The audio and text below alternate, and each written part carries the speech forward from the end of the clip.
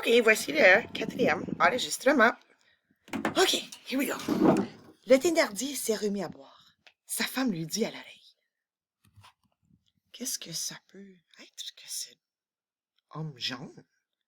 J'ai vu, répond Thénardier, des millionnaires qui avaient des vestes comme ça. Cosette a laissé là son tricot, mais elle n'a pas bougé de sa place. Elle remue le moins possible. Elle a pris de vieux chiffons dans une boîte derrière elle. Éponine et Azelma ne font aucune attention à ce qui se passe. Elles viennent de réussir une opération très importante. Elles ont jeté leur poupée à terre et elles ont pris le petit chat. Malgré ses cris, Éponine l'habille de chiffon rouge et bleu. Tout en faisant ce difficile travail, elle dit à sa sœur. « Vois-tu, ma sœur, cette poupée-là est plus amusante que l'autre. Elle remue, elle crie, elle est chaude. Vois-tu, ma sœur, jouons avec. Ce serait ma petite fille. Je serai une dame. Je viendrai te voir et tu la regarderais. Peu à peu, tu verrais ses grands poils au-dessus de ses lèvres, cela t'étonnerait. Et puis tu verrais ses oreilles, et puis tu verrais sa queue, et cela t'étonnerait. Et tu me dirais, « Ah, mon Dieu! » Et je te dirais, « Oui, madame, c'est une petite fille que j'ai comme ça. Les petites filles sont comme ça maintenant. » Azelma écoute Éponine en ouvrant de grands yeux. Cependant, les buveurs ont beaucoup bu, et ils sont de plus en plus gais. Ils chantent. La Thénardier va prendre sa part de rire. Cosette, sous la table, regarde le feu en tenant son paquet de chiffons dans ses bras et en chantant tristement à voix basse. La Thénardier revient et demande encore une fois à l'homme s'il veut souper. « Je veux du pain et du fromage, » lui dit l'homme. « C'est vraiment pauvre, » pense la Thénardier. Les buveurs chantent toujours leur chanson et l'enfant, sous la table, chante aussi. Tout à coup, Cosette s'arrête. Elle vient de se retourner et d'apercevoir la poupée des petits Thénardier qu'elles ont laissée à terre à quelques pas de la table de cuisine. Alors, elle promène lentement ses yeux autour de la salle. La Thénardier parle bas à son mari et compte la monnaie. Ponine et Zelma jouent avec le chat. Personne ne la regarde. Elle sort de dessus la table et prend la poupée. Un moment après, elle est à sa place, assise, tournée de façon à faire de l'ombre sur la poupée qu'elle tient dans ses bras. Sa figure est heureuse, car le bonheur de jouer avec une poupée est rare pour elle. Seul le voyageur qui mange son maigre dîner la voit. Un des pieds de la poupée passe, et le feu de la cheminée l'éclaire. Ce pied rose et lumineux qui sort de l'ombre frappe le regard d'Azelma. Elle dit à Éponine, « Tiens, ma sœur! » Les deux petites filles s'arrêtent. Quoi? Cosette ose prendre leur poupée? Éponine se lève et, le chat sous le bras, va voir sa mère et se met à la tirer par la jupe. « Laisse-moi, » dit la mère. « Qu'est-ce que tu me veux? »« Mère, dit l'enfant, regarde donc. » Et du doigt, elle montre Cosette. Cosette, elle, ne voit et n'entend rien. Elle est trop heureuse. Le visage de la Thénardier devient haineux. Toucher à la poupée de cette demoiselle, c'est trop. Elle crie d'une voix dure, « Cosette! » Cosette se retourne la part dans les yeux. « Cosette! » répète la Thénardier. Cosette pose la poupée à terre avec une sorte de respect mêlé de désespoir. Alors elle recule sans la quitter des yeux, et ce que n'a pas pu lui arracher ni la course dans le bois, ni le poids du seau d'eau, ni la perte de l'argent, ni la vie du bâton, ni les paroles de la Thénardier arrivent enfin. Elle pleure. Cependant, le voyageur s'est levé. « Qu'est-ce donc? » dit-il à la Thénardier. « Vous ne voyez pas? » dit la Thénardier en montrant du doigt la poupée au pied de Cosette. « Eh bien quoi? » répond l'homme. « Cette chienne, » répond la Thénardier, « s'est permis de toucher à la poupée des enfants. » « Tout ce bruit pour cela? » dit l'homme. « Eh bien, pourquoi ne jouerait-elle pas avec cette poupée? »« Elle y touche avec ses mains, » reprend la Thénardier, « avec ses mains sales. » Ici, Cosette pleure encore, plus fort encore. « Te tairas-tu? » crie la femme. L'homme va droit à la porte de la rue, l'ouvre et sort.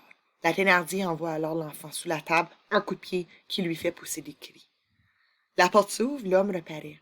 Il porte dans ses deux mains la poupée de la boutique d'en face, celle que tous les enfants du village regardent depuis le matin, et la pose devant Cosette en disant « Tiens, c'est pour toi. » Cosette lève les yeux. Elle a vu venir l'homme avec cette poupée comme elle aurait vu venir le soleil. Elle entend ces paroles qu'elle ne peut croire d'abord. « C'est pour toi. » Elle le regarde. Elle regarde la poupée. Puis elle recule lentement et va se cacher tout au fond sous la table dans un coin du mur. Elle ne pleure plus, elle ne crie plus. Elle a l'air de ne plus oser respirer. Il est allé chercher, il est allé y acheter la belle poupée. Thénardier, Éponine et Azelma sont comme des pierres. Les buveurs eux-mêmes se sont arrêtés. Il s'est fait un grand silence dans toute l'hôtellerie. La Thénardier, muette, recommence à se demander. Qu'est-ce que c'est que ce vieux? Est-ce un pauvre ou un millionnaire? C'est peut-être les deux, c'est-à-dire un voleur. Le Thénardier, lui, regarde tour à tour la poupée. Et le voyageur, il l'étudie comme il étudierait un sac d'argent. Puis il va à sa femme et lui dit tout bas. Cette poupée coûte au moins 30 francs. Fais tout ce que l'homme voudra. Eh bien, Cosette, dit la Thénardier d'une voix douce qui veut être douce, est-ce que tu ne prends pas ta poupée? Cosette ose sortir de son trou. Ma petite Cosette, reprend la Thénardier de sa voix fausse. Monsieur te donne une poupée. Prends-la, elle est à toi. Le visage de l'enfant est encore couvert de larmes, mais ses yeux commencent à se remplir de joie. Il lui semble cependant que si elle touche à cette poupée, le tonnerre va en sortir. Elle finit par avancer en disant « Est-ce que je peux, madame? »« Ah, bien sûr, fait la Thénardier, c'est à toi, monsieur te la donne. »« Vrai, monsieur? » répond Cosette. « Est-ce vrai? Elle est à moi, la dame? » L'étranger semble être au point où l'on ne parle pas pour ne pas pleurer. Il fait un signe à Cosette, met la main de la dame dans sa petite main. Cosette retire vivement sa main, comme si celle de la dame la brûlait, et se met à regarder le sol. Tout à coup, elle se retourne, prend la poupée et la serre avec force. « Je l'appellerai Catherine, dit-elle. Madame, reprend-elle, est-ce que je peux la mettre sur une chaise? »« Oui, mon enfant, répond la Thénardier. Maintenant, ce sont Éponine et Azelma qui regardent Cosette avec envie.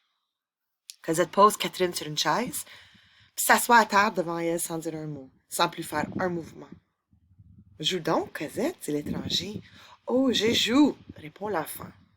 Cet étranger, cet inconnu, qui semble envoyé par Dieu à Cosette, est, en ce moment, ce que la Thénardier haït le plus au monde.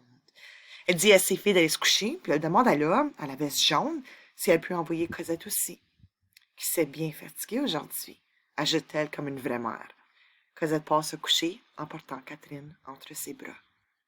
La Thénardier va de temps en temps à l'autre bout de la salle où est son mari. Elle lui parle de l'inconnu. Puis bête! Qu'est-ce qu'il a donc dans le ventre? Venir nous déranger ici, vouloir que cette sale enfant joue? Lui donner des poupées de 40 francs à une chienne que je donnerais, moi, pour 40 sous. Y a-t-il du bon sens là-dessous? Pourquoi? C'est tout simple, répond le Thénardier. Ça l'amuse? Toi, ça t'amuse, la petite à travail? Lui, ça l'amuse qu'elle joue. Il est dans son droit. Un voyageur, ça fait que ça veut que ça paye. Si ce vieux aime les enfants, ça te regarde pas. De quoi t'as mis le dessus? Il y a de l'argent. L'homme remet les deux coudes sur la table et reprend sa rêverie. Les autres voyageurs ne chantent plus et les regardent de loin avec respect. Plusieurs heures s'écoulent. Les buveurs s'en vont. Il n'y a plus personne à la salle. Le feu s'éteint. L'étranger est toujours à la même place. De temps en temps, il remue une jambe. Il n'a pas dit un mot depuis que Cosette n'est plus là. Les Thénardier seuls sont restés dans la salle. Est-ce qu'il va passer la nuit comme ça? Demande la Thénardier. Quand 2 heures du matin sonne, elle dit à son mari. Je suis trop fatiguée, je vais me coucher. Fais-en ce que tu voudras. Le mari s'assied à une table dans un coin et se met à lire. Une bonne heure passe. Le Thénardier remue, tous crachent se mouche. Aucun mouvement de l'homme. Enfin, il ose dire. Est-ce que monsieur ne va pas se reposer? Ne va pas se coucher? Lui semble-t-il impoli. Reposer sans le respect. Une chambre où l'on couche coûte 20 sous. Une chambre où l'on se repose coûte 20 francs. Tiens, dit l'étranger, vous avez raison. Où sont vos chevaux? Monsieur, fait le Thénardier avec un sourire, je vais conduire, monsieur. Prends la lampe. L'homme prend son paquet et son bâton. Les Thénardier le mènent dans une chambre au premier étage où il y a des beaux meubles. Qu'est-ce que c'est cela, dit le voyageur. Ah, c'est la chambre de notre mariage, dit l'hôtelier. Nous en habitons maintenant une autre, ma femme et moi. On entre ici 3 ou 4 fois seulement par année. J'aurais aimé autant coucher avec les chevaux. Le Thénardier n'a pas l'air de l'entendre cette remarque. Il allume une lampe. Un assez bon feu chauffe la pièce. Quand le voyageur se retourne, l'hôtelier a disparu. Il est parti sans oser dire bonsoir. Dans sa chambre, la femme est couchée, mais elle ne dort pas.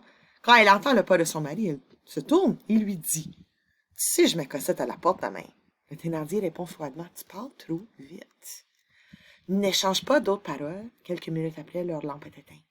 De son côté, le voyageur pose dans un coin son bâton et son paquet. Il s'assit sur le lit et reste quelque temps à rêver. Puis l'autre s'essuie, prend la lampe, pousse la porte et sort de la chambre, regardant autour de lui comme quelqu'un qui cherche. Il arrive à l'escalier. Là, il entend un petit bruit très doux qui ressemble à une respiration d'enfant. Il se laisse conduire par ce bruit et arrive sous l'escalier.